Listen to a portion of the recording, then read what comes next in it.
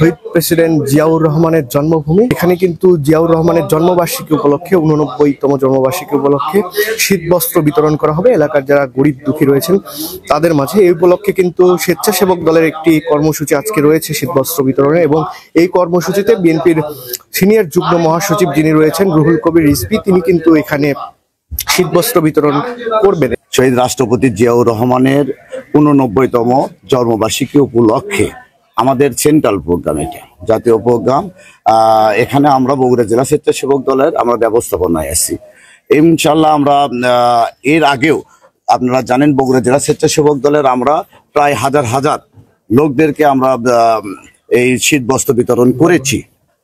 আজকে আমরা বগুড়া জেলা স্বেচ্ছাসেবক দলের 22 তারিখে আমরা দোয়া মাহফিল দিয়েছি সেন্ট্রাল জামে মসজিদে, এবং আজকে সেন্ট্রাল প্রোগ্রামে আমাদের প্রধান অতিথি হিসেবে উপস্থিত থাকবেন আমাদের কেন্দ্রীয় বিএনপির সিনিয়র যুগ্ম মহাসচিব জনাব রুহুল কবির রিজভী ভাই। আমাদের প্রিয় নেতার জন্মভূমি এবং পূর্ণভূমিতে আমরা গততে স্বেচ্ছাসেবক দলের পরিবার থেকে প্রত্যেক প্রায় 3-4 বছর হয়ে গেল। গততে আমরা প্রত্যেকটা জন্মদিনের উপলক্ষে আমরা কেন্দ্রীয় স্বেচ্ছাসেবক দলের পক্ষ থেকে আমরা এই শীতবস্ত্র বিতরণ করি। তারই ধারাবাহিকতা আজকে আমরা এসেছি।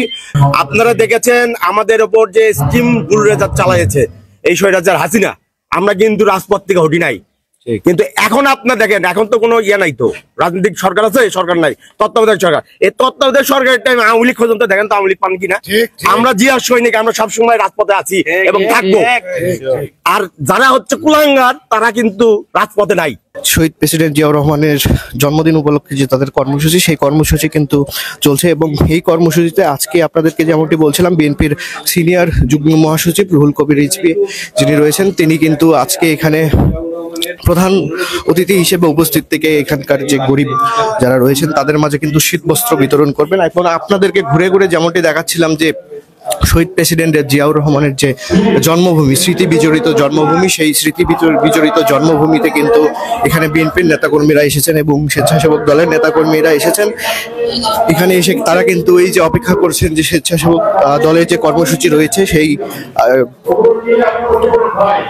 শীতবস্ত্র বিতরণ কর্মসূচিতে কিন্তু তারা অংশগ্রহণ করবেন। এবং আপনাদেরকে যেমনটি বলছিলাম শহীদ জিয়াউর রহমানের স্মৃতিতে কিন্তু আজকে এই যে শহীদ প্রেসিডেন্ট জিয়াউর রহমানের বাড়ি, এখানে কিন্তু নেতাকর্মীরা এসেছেন এবং ঘুরে ঘুরে দেখছেন শহীদ প্রেসিডেন্ট জিয়াউর রহমানের যে স্মৃতি বিজড়িত বাড়ি, সেই স্মৃতি বিজড়িত বাড়িটি।